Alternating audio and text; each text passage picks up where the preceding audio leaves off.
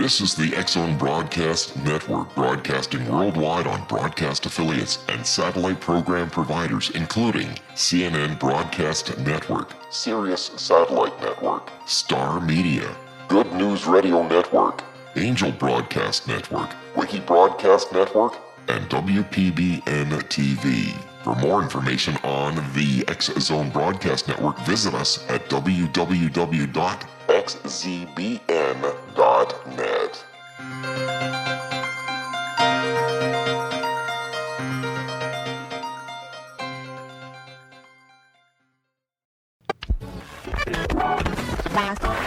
All Hit Radio.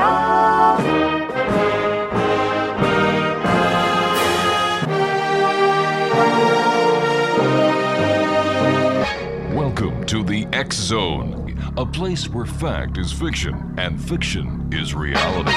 Now, here's your host, Rob McConnell.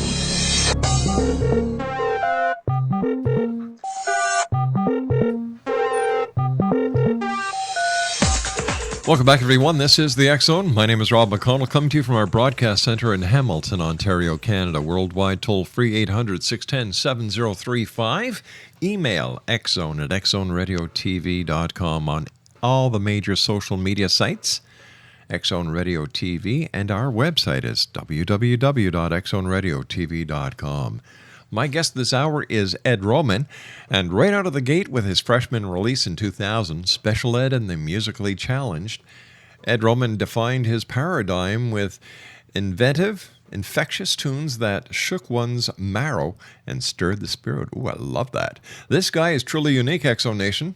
3 follow-up releases with SEMC continued to mesmerize and astonish with music that both kissed and prodded, seduced and challenged, hypnotized and enlightened. Joining me now is a fellow Ontarian and a fellow Canadian, Ed Roman. And Ed, welcome to the X-Zone. Rob, it's a pleasure to be here, and thanks so much for having me. Hey. I was going to say Rob McConnell, and here I'm thinking of the Boss Brass. Well, yeah, unfortunately, no relations, but this is funny. I was in London, Ontario at 1290 CJBK when he was there. Okay. And we confused a lot of people. We really did. I'm sure you did. But unfortunately, I don't play trombone. I do play guitar. And, I was so sad to hear that Rob passed away a number of years ago. A great guy. I had the opportunity of meeting him, and we had a couple of beers together once. So Lucky memorable. You. That's wonderful. And you're in the home of Don Thompson as well, too. Another great Canadian musician, bass player, composer, keyboardist, and vibraphonist. Yeah, we are. It's also the home of Michael J. McCurley. Another That's right. Great Canadian. Let me see. Who else is from here? Wasn't Bill Bird originally from Hamilton? I don't know. That I don't know. But And Tiny Talent Time, the classic. That's right. Was shot out of Hamilton. That's now right. is the time for the show. Yeah, the CHCH amphitheater on King Street. And, Yep. And then let me see. David Wilcox That's right. is from Hamilton. So, Hamilton's not only the Steel City. In my opinion, Hamilton is one of the greatest musical centers in this great country of ours. I'm originally from Montreal, so I had the pleasure of meeting a number of greats in Montreal, including Leonard Cohen way back when, Cliff Edwards from the Bells, Bowser and Blue, and a host of others. But that's for another show, or the next time you pass through Hamilton, we'll go to a Tim Hortons and have a coffee and chew the fat. So tell me, how did you get into music, Ed? It's been a part of my life, all of my life, as long as I could remember. I'm a dyslexic, and I just want to say, first of all, most people think dyslexia is a learning disability, and it is in some ways if you want to put that moniker on it, but I find it to be actually something that's an advantage. It's more like a gift, because the dyslexics, and all through history, we can point out many of them, whether they be composers or architects or whoever, they have the ability to kind of look outside of the box, and they're kind of forced to just because of their surroundings. So music was a way for me to express myself and sort of come out of my shell. I also grew up in a family of 3 generations of people. Wow. Where my grandparents were listening to Eastern European music, but my grandmother loved all kinds of music, from like popular music, classical music, Elvis Presley, anybody. But she was always singing, and the idea that music was an important thing was omnipresent in my house, because also to my parents were avid music listeners. My mom saw a lot of the greats at the Brass Rail. Yeah. She always talked about those shows. Same thing with my dad. Brothers and sisters were 10 years older than I was, so I was exposed to that late 60s, 70s kind of experience of music and folk artists and a lot of rock and all that kind of stuff. So I had a plethora of music always happening, but the significance, the importance of it was also because I was the baby. It helped me kind of, hey, I'm here, my rendition of John Jacob Jingleheimer Schmidt on the kitchen table with people, talking and arguing, because I also grew up in a very political family. My dad was the mayor of Markham for 30 years. And he was also the first federal MP in Canada. It was a coalition candidate. They had ousted the Liberal and Conservative leaders and asked my dad to run as an independent in Ottawa. He was also the police commissioner, and he was a commissioner of York Region as well for 6 years. But it was also very important to be politically minded and to be thinking about what's going on in your community around you and nationwide. And to me, music, in many ways, especially the type of music I grew up listening to and aspiring like, had a lot of that meaning in it. So that's really the incarnation of Ed and why Ed exists and writes music today. It seems to be not only a form of art form for me in self-expression, but also a way to really sort of communicate my ideas when it comes to about life, politics, and sociological kind of things. Ed, you and I have to take a commercial break. We'll be back in 2 minutes. Exonation Ed Roman is my very special guest this hour. His website is www.edroman.net. That's www.edroman.net. And we'll be back on the other side of this 2-minute commercial break as the X Zone continues with yours truly, Rob McConnell, from our broadcast center in Hamilton, Ontario, Canada. Visit us online at www.xzoneradiotv.com and like us at Facebook, X Zone Radio TV. We'll be back in 2. Don't go away.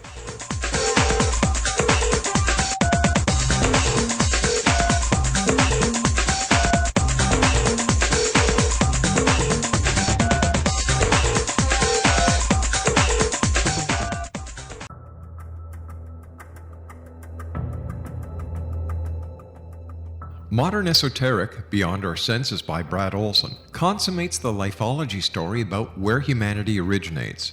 It is the lost continents, the primitive wisdom, the mythos of creation, and the rethinking of ancient history as we are taught in academia. There is much more to the story than what we have been told. As this is the first book in the Esoteric series, Modern Esoteric starts at the beginning of time and accelerates up to this modern age. Future Esoteric is book 2 in the series and takes a forward-looking position ahead of today with an open and honest examination of the ET issue and various unexplained phenomena.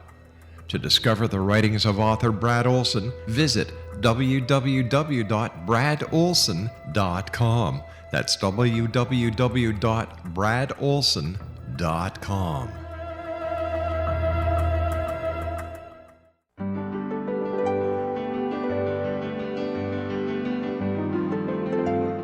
Named one of the world's greatest psychics, Elizabeth Joyce is now giving readings worldwide via Skype. Elizabeth Joyce is recognized for her clairvoyant ability to help find missing persons, her analysis of dreams, past life regression work, mediumship, and her accurate predictions. Elizabeth has been a frequent guest on the X Zone radio show with yours truly, Rob McConnell, now for several years. For an appointment with Elizabeth Joyce, call 201-934-8986 or Skype at elizabeth.joyce. And for more information, you can always visit Elizabeth Joyce online at www.new-visions.com.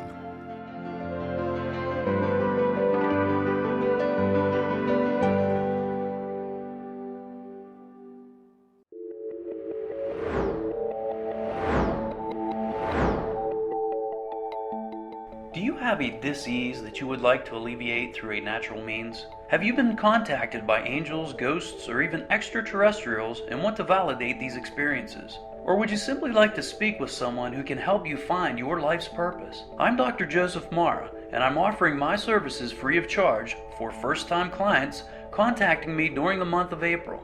These free consultations include angel card readings, guided meditations, life coaching, and energy healing.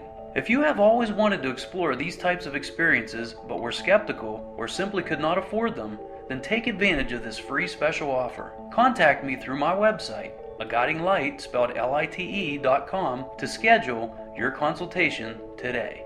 Until then, I offer you love, light, and laughter.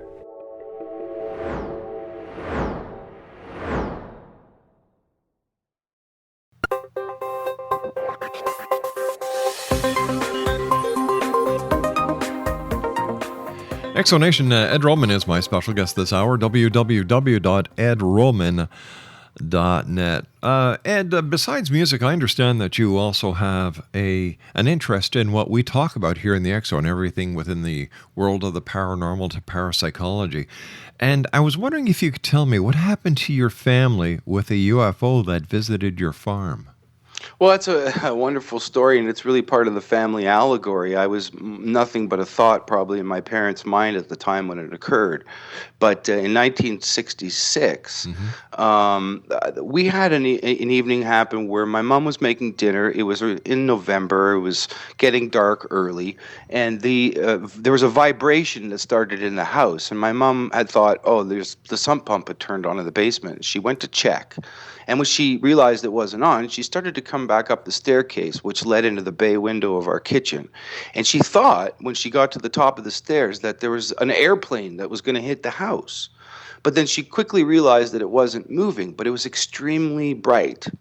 And she asked everybody at the kitchen table, my two sisters, my brother, my grandparents, to look out the window and to verify what she was looking at.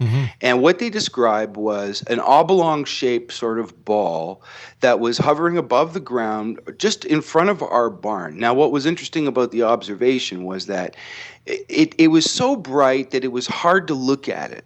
It was almost like an arc light from a welding unit or something. And the odd thing about it, too, was that it didn't cast any shadows.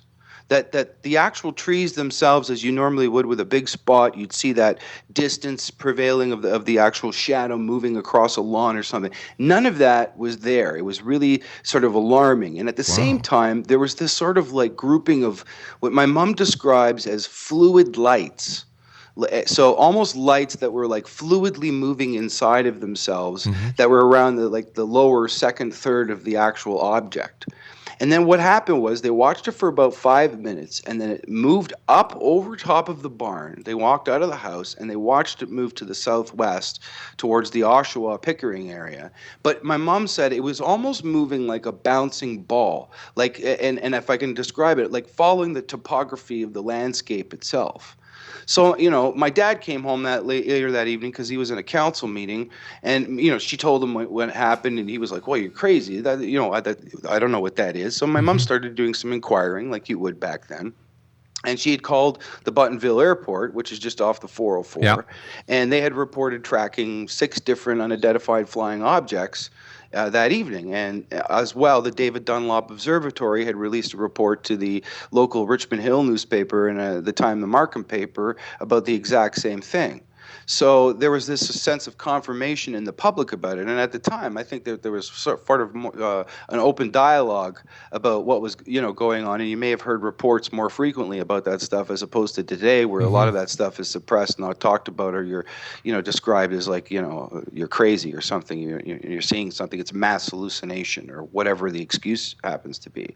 So for me, it brought a lot of validity in my own personal experiences of other things that I'd seen in the night sky. And as well, it keeps me looking because it has that question ignited in me as somebody that's interested in the topic, and because of it, I've become a bit of an amateur ufologist, studying everybody from all the Roswell stuff to the Corona crashes. I'm a big fan of Stanton Friedman, and Jim Mars. I love a lot of his stuff, and he is a great guy. He's a great guy, and there's a lot of people bringing a lot of valid information, and that's what I guess I'm looking for. I'm looking for these stories that are by reputable people people that are describing things that they can't explain, that are backed up by public things that are like whether they're the airport or anybody. So for me, it's confirmation, but that's really where that story comes from, and I hold it true to my heart because like I said, it feeds me also too. I've written a song about it. It's called A Few More Days, and about the idea of maybe taking a ride with these guys and getting a different perspective on things. Let me ask you, why do you think that these craft are visiting us? Why don't they just land, get it over with, and say, hey, listen, we're here. No more speculation. Well, see, fractal programs in the universe and the concept of itself and how it keeps relaying on itself and things that are repetitious. They say there's nothing new under the sun. And even us as the human civilization or species, as I like to refer to us as, is more interested in other species, and we tag them and we try to do things to them. Right now, we're manipulating DNA. And I think if you look back all through human civilization, there are many things that point to the advent of some kind of intervention or a meeting or a contact, if you will, of some point. So I don't think it's anything new. I think it's something that's been going on for a long time. And there may be more people that are privy to what's really going on than most people. I would say, 2% of the population really knows, as 98% are like, well, they're undecided, or, half and half, yes, I believe, or half I don't believe. But I think it's something, if it's an agenda thing, it can't be that much different and quite symmetrical to the same things that we do with other species, whether it be plant life, flora or fauna, excuse me.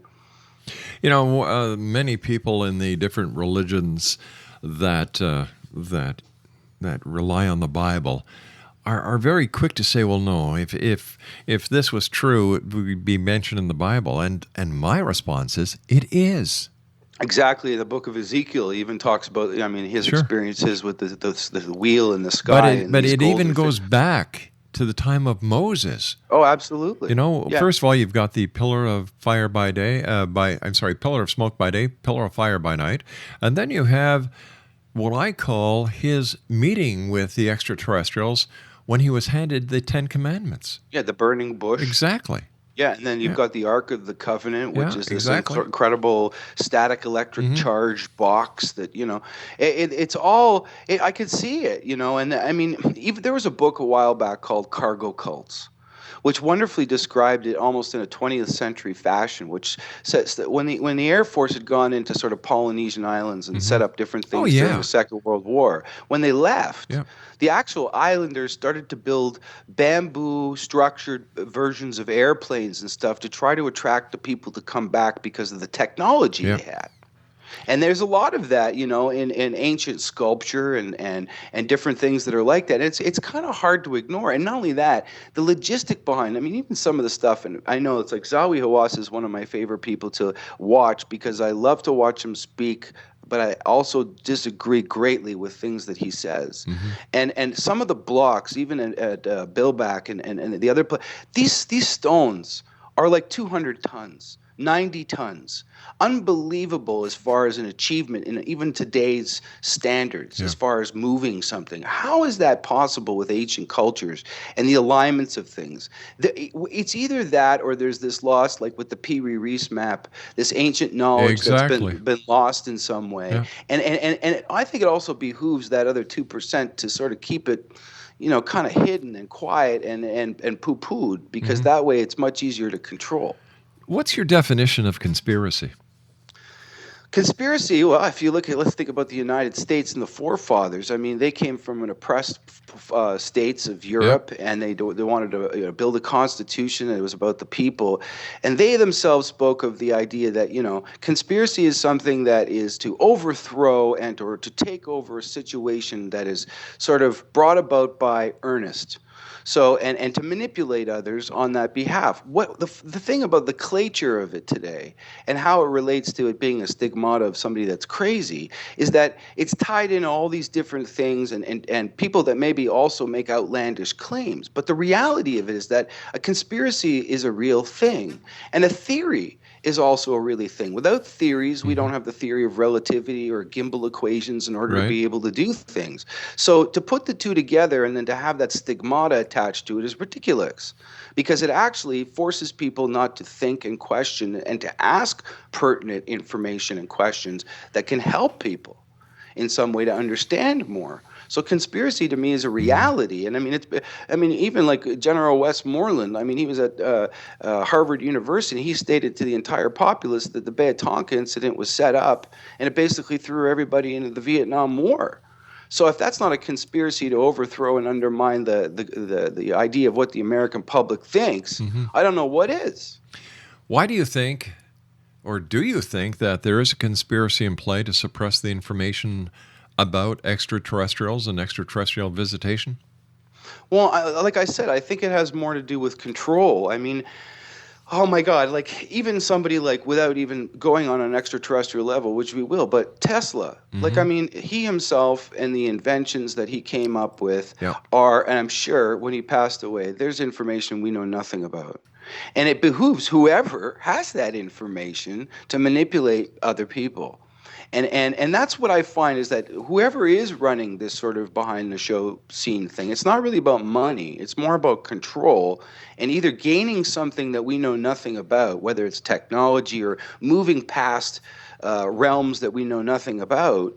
Then I seriously question all of the motives behind it. I mean, I've seen some things from NASA cameras that are like, pointing at the sun with those little tiny things that are flying around. Like, I mean, and then why is it all of a sudden that NASA blocks out their camera of the sun so people can't actually look at what's going on?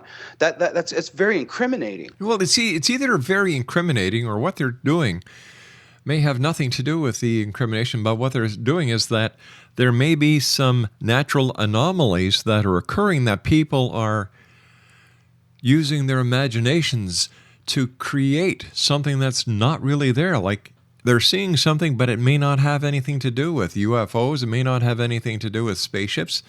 But because it is on the NASA feed, NASA is actually feeding the hysteria behind it. Exactly. And that's the thing about all of this, is that who's benefiting from it? Why is there the suppression of the information? And that's the thing. In this day and age, information in our word is like gold. Yeah. So when people have no comment, or they're passing the buck on a regular basis, but nobody wants to have the onus, that's where we really start to have the problem and where the confusion starts to lie. And everybody's left asking or forgetting about it within a 5 to 10 year span and not even worrying about it anymore. Exactly. And a perfect example of this in today's news is over 90 days ago, Flight 370 disappeared. That's right. Do you hear about it today in the news? No, everybody's talking about Tiananmen Square and how Exactly. nobody's talking about it. And I think that's the thing, is that the acceleration of the technology that we have today is incredible. Yeah. Here you and I can sit and talk with clarity and have this show. And years ago, not even 20 years ago, I was still sending information around via the postal service. Exactly. Here, banking instantly, everything happens. It's moving so quickly that people don't have a time to catch up mentally with things that are going on. It's hard to navigate through it all. So to even have empathy for history or a situation is difficult. Ed, stand by. Nice talking to you. Thank you very much for joining us tonight, Ed. Pleasure. Ed Roman's my special guest, www.edroman.net. This is the X Zone. I am Rob McConnell. We're coming to you from our broadcast center and around the world on the XZBN. We'll be back. Don't go away.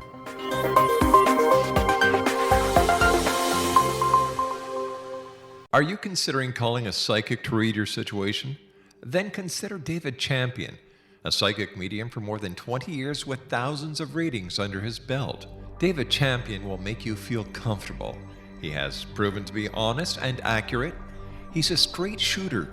There's no guesswork. What he sees is what you get. While he is a medium, most of the calls focus on relationships, not only love, but work, school, neighbors, and more.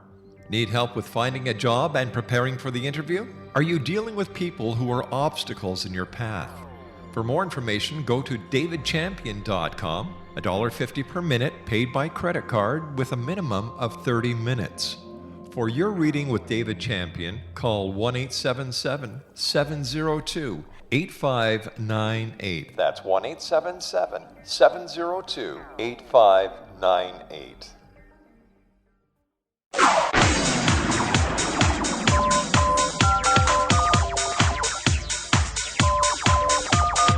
Now you can dial in to listen to the X-Zone radio show from anywhere in the world with Rob McConnell 24/7, 365 by dialing 213-401-0080. That's 213-401-0080. If you have a mobile phone or landline, the X-Zone radio show with Rob McConnell is now at your beck and call at 213-401-0080. That's 213-401-0080, 24/7, 365.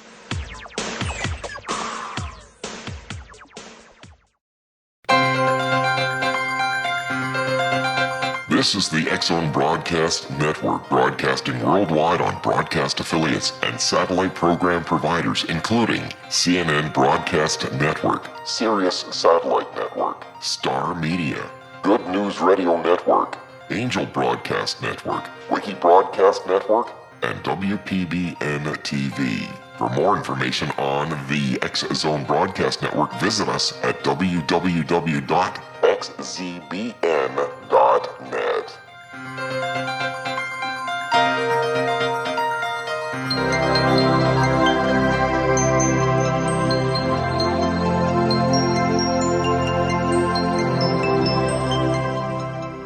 This is Elizabeth Joyce with Stargazing, week of June 2nd to June 8th on the X-Zone. There's plenty of romantic energy in the agenda this week, even if you might not be able to think straight. June is relatively quiet compared to the last 2 months. The only big issue is Mercury turning retrograde June 7th through July 1st. The communication breakdown cycle begins in Cancer, the sign of family, food, home, and emotions. Then it goes backwards into mental Gemini. Plan to do a lot of short, quick projects this month rather than taking on something excessive. It would be good to catch up with old friends or to learn something new. This is the final month of Jupiter in Cancer. The purpose has been to create a life that includes more nurturing, both for yourself and others. Monday the 2nd is particularly a good day for sharing with others. Remember that Mercury turns retrograde at the end of the week, so take care of communications and date scheduling now. On Wednesday, the love planet Venus in Taurus will embrace enchanting Neptune in a supportive sextile. This aspect guarantees that Earth and water signs will enjoy succumbing to the hypnotic spell of their sweetheart. Creative pursuits are also favored. There are 2 grand trines on Thursday the 5th. This is auspicious, but it moves through very quickly.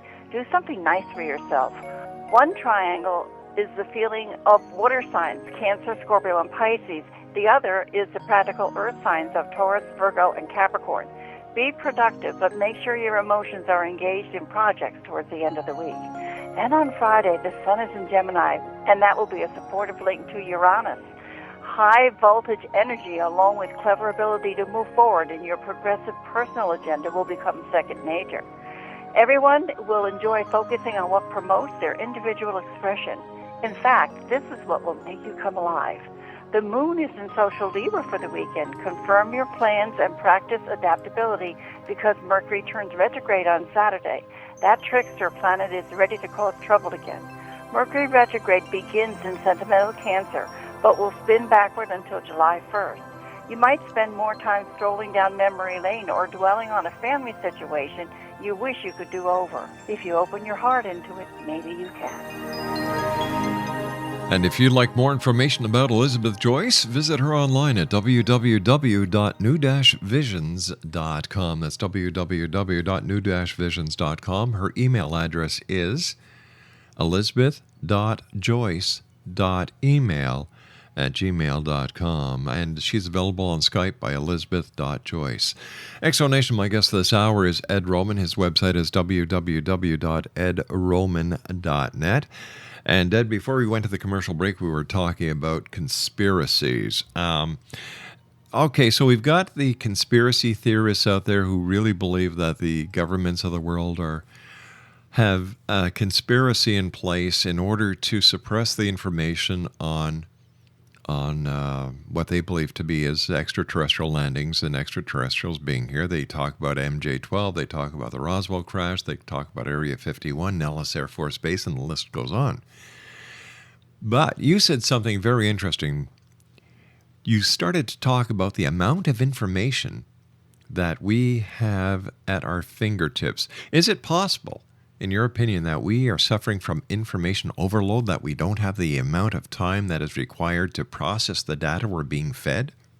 Well, and absolutely. And I think that's the thing about technology is that, it needs to be taken with a grain of salt and how we integrate it with our lives. We're so, rushing towards that enlightened moment of what's to come next that things become antiquated within days. Yeah. So I think it's highly integral to remember what it is. To me, if we use the metaphor of a hammer, and people might think, well, a hammer is not technology. But not so long ago, it actually was. And it created the civilization that we have today. And the thing about a hammer is that you can build a home with it, or you can kill somebody with it. And it has the option in your life to do what, the free will aspect says you can do with it. You have the choice to do. And we also, too, in many ways, are forced to participate in many things that require it. So it becomes very difficult for most people to some people are addicted to it, and some people, take it, like I say, with a grain of salt, and they use it for that purpose. But it also becomes like, in my personal experience, I mean, years ago, not that long ago, I wasn't a part of the Facebook, Twitter sort of thing. I was always computer savvy, but I just wasn't socially networking as much as I nearly have today. But the reality of it was that is instantaneously joining those sort of things that we all know that are out there, people were returning my calls. I was communicating with people, and I seemed to fit into the system. And that's where I think a lot of people in this world feel this sense of acceptance, not only to talk about their businesses and their ventures and things that they do, but there's cries for help. There's people asking for donations to help other people. There's people telling stories that none of the big media discusses and talks about. So it has this fruitful aspect of it that I think is in some ways kept us together and stopped us from killing one another. And at the same time, it's also something that's also, desocialized us from acting the same way that we did in what people today would call antiquated systems. And even in the music field, I mean, and this is something that's not abnormal right across the board, there's less people that participate in going out in musical events just because there's so many other things going on that's not something that they frequent. Like, think about the 1970s in Toronto. And how active the Queen Street scene was, Yorkville, it was humming. And as a good musician in Toronto, you could be working 5 or 6 nights a week and making a good living doing what you're doing. But now you have to almost beg people to come to see a show to participate, unless it's a huge act, you're a supporting act and you're playing at the Cops or something's going on. But I noticed this, and even as a teacher for almost 25 years of music, the also decline in the amount of tactical ability or the hunger for it. Whereas, let's say 10 or 15 years ago teaching, I was teaching so many kids, and now there's less and less and less that are involved and wanting to get involved in. And when I grew up, that's why I became a musician, because we didn't have all the technology that we have today. A guitar was technology. It sure was. A drum set was technology. So if you got good at what you did, at your craft, that's what you were acclimated for, not because of the thing you said in your post that day. And even sometimes today, I've met people online and they're posting all these quotes of other people, and I'll say, well, what do you think? And they have nothing to say. Yeah. So at the same time, what is it really doing? And you're right, Rob, there's so much information out there that you couldn't even ingest. If you started reading from the moment you were a zygote till you lived to be 106 years old, you couldn't ingest all the literary information out there.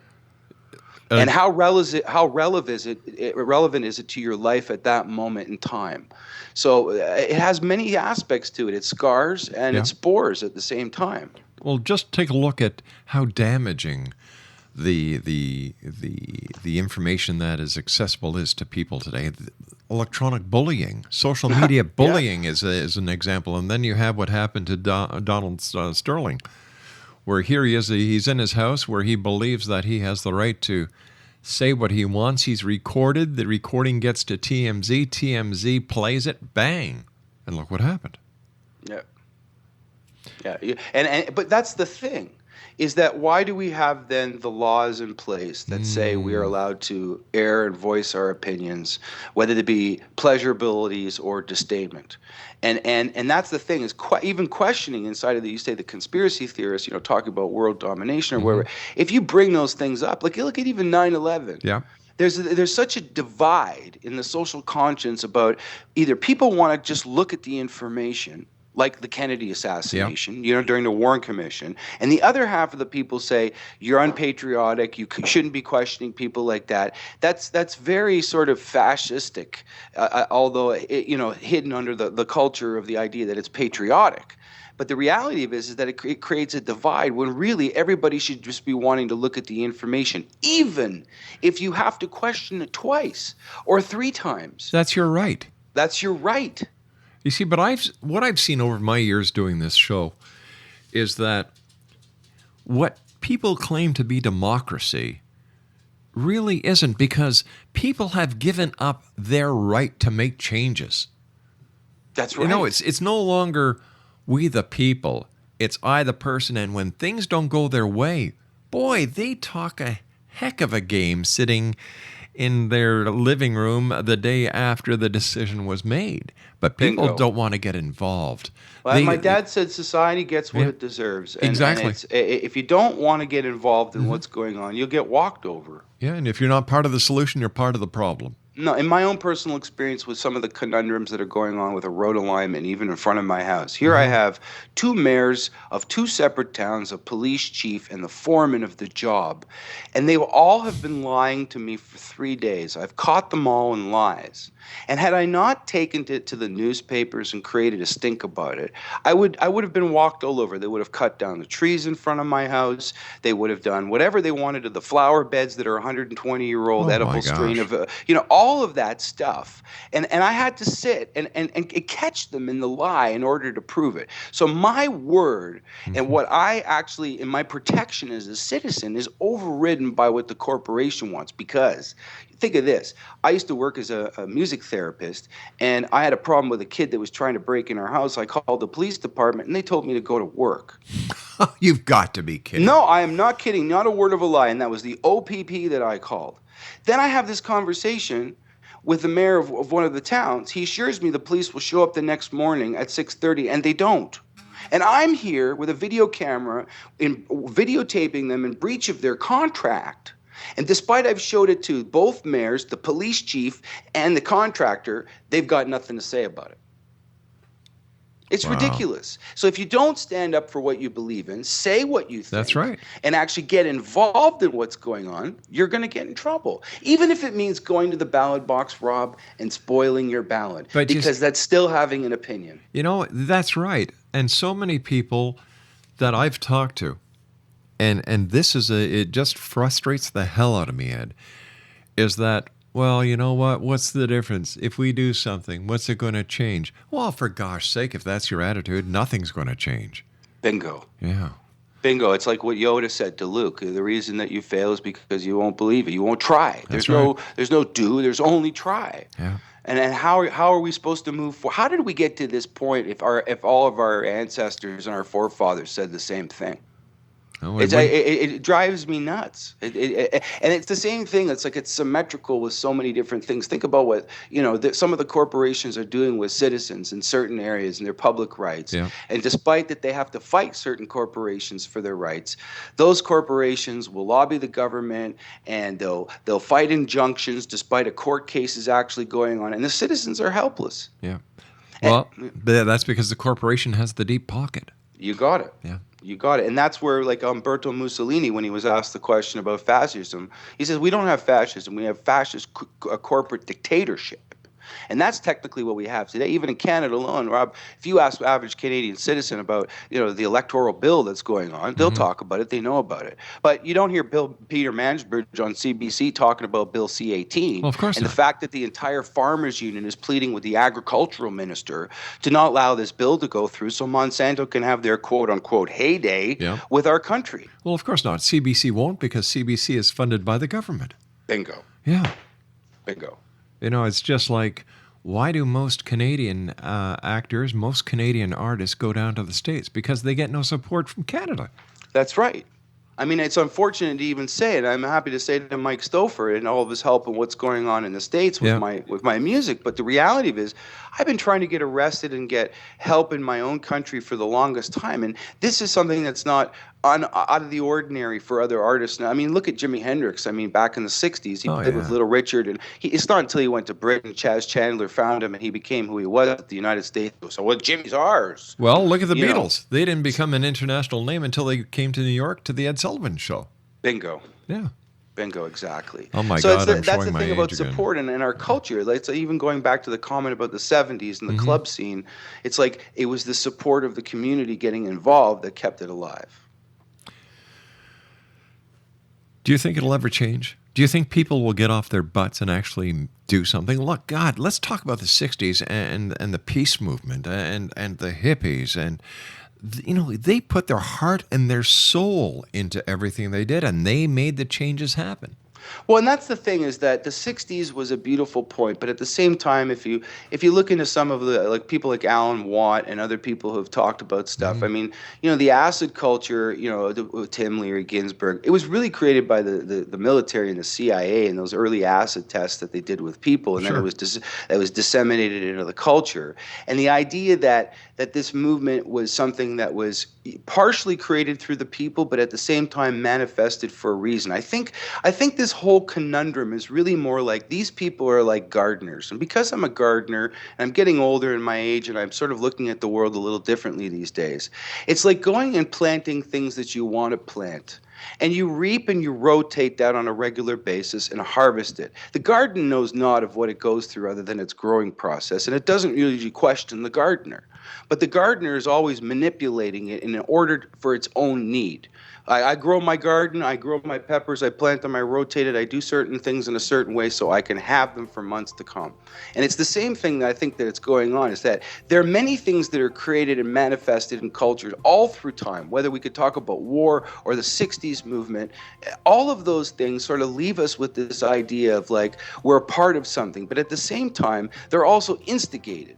I mean, even like the First World War and the Black Arm with Franz Ferdinand, funded by the Russians and the Serbian government. Then there was the issues with Hitler and Prince Edward abdicating his position on the throne. And we've got to take our final break. Please stand by. Exonation Ed Roman's our guest, www.edroman.net. And we'll be back on the other side of this break as we continue here in the X Zone from our broadcast center in Hamilton, Ontario, Canada. Don't go away.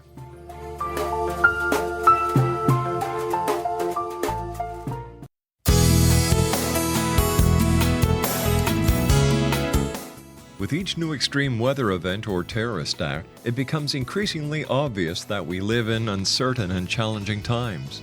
We all buy car insurance. Why not collapse and catastrophe insurance? Matthew Stein, an MIT-trained engineer and green builder, has written 2 outstanding books to help people prepare, plan for, and deal with everything from minor situations lasting a few days to full-on collapse. Matt's first book, When Technology Fails, is a manual for self-reliance, sustainable living, and surviving the long emergency. This massive book covers the gamut from first aid and emergency preparedness to alternative healing, renewable energy, primitive living skills, and 18th century technologies that could be critical to your comfort and survival in a long-lasting crisis. Matt's second book, When Disaster Strikes, is a comprehensive emergency preparedness handbook and survival guide. When Disaster Strikes is an essential item for every family's go bag. Both books are available at all usual sources.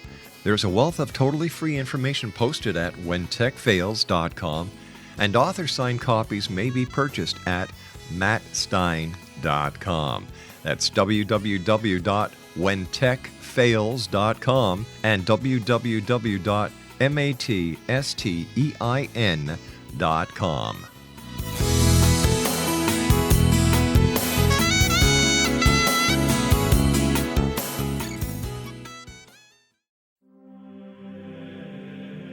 Rob McConnell here, presenting an overview for Nicholas Paul Jennings, author of a fascinating book, Amen.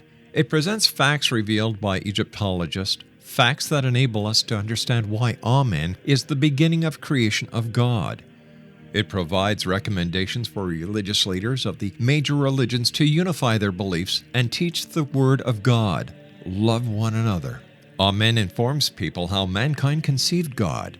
It was the Egyptians that developed the concepts of a soul, a hereafter, and Son of God. And finally, after the worship of many gods, they conceived the belief in one universal God, the maker of all there is. For more information, visit www.futureofgodamen.com. That's www.futureofgodamen.com.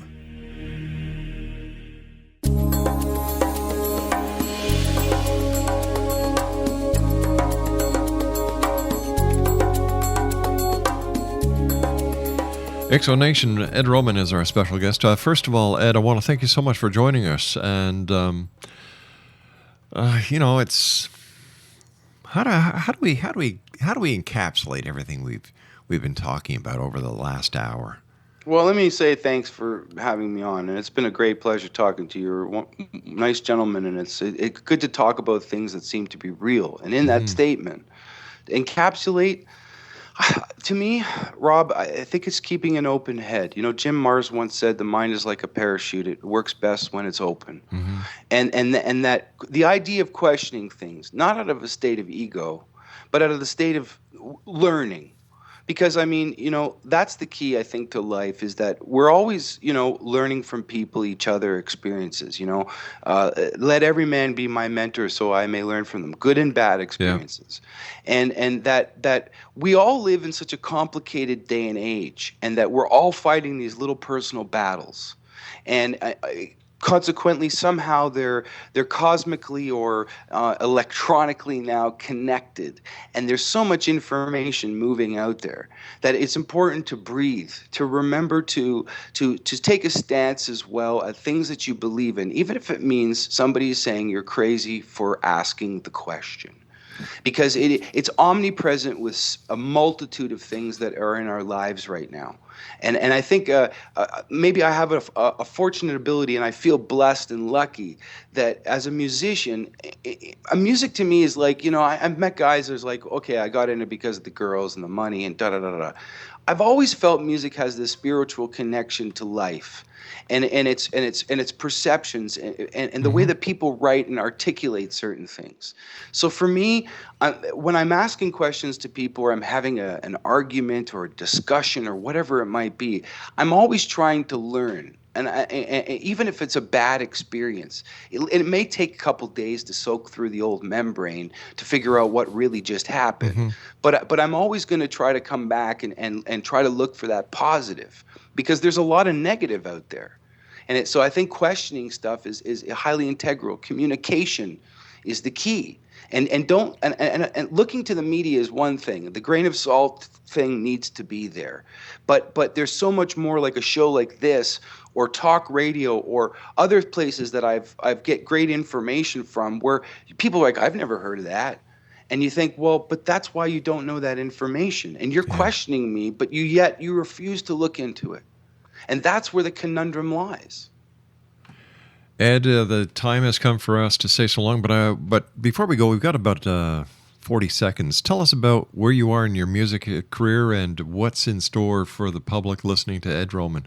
Hey, the album's doing really great in the States right now, and it's called Letters from High Latitudes, and as you mentioned, you could get it at edroman.net. I'm in a whirlwind radio tour, television, and magazine tour right now, and I'm heading down to the States in September and October to do some playing. I am at the Magna Center in Aurora for the Relay for Life on the 6th. At midnight on the main stage, and that's for the cancer drive that happens every year, and it's a real privilege to be a part of that. Great cause. You're a great guy, Ed. Appreciate you being on the show. Continued success, and I look forward to the next time you join us back here in the X Zone. My pleasure, Robson. You take care, my man. You too, my friend. X Zone Nation, Ed Roman has been my guest this hour. Once again, his latest musical feat is called Letters from High Latitudes. It's available by going to www.edroman.net. That's www.edroman.net. Great guy, fellow Canadian. What can I say? Yay, Maple Leaf. We'll be back on the other side of this commercial break with the news as we continue here in the X Zone from our broadcast center in Hamilton, Ontario, Canada. My name is Rob McConnell. Don't go away.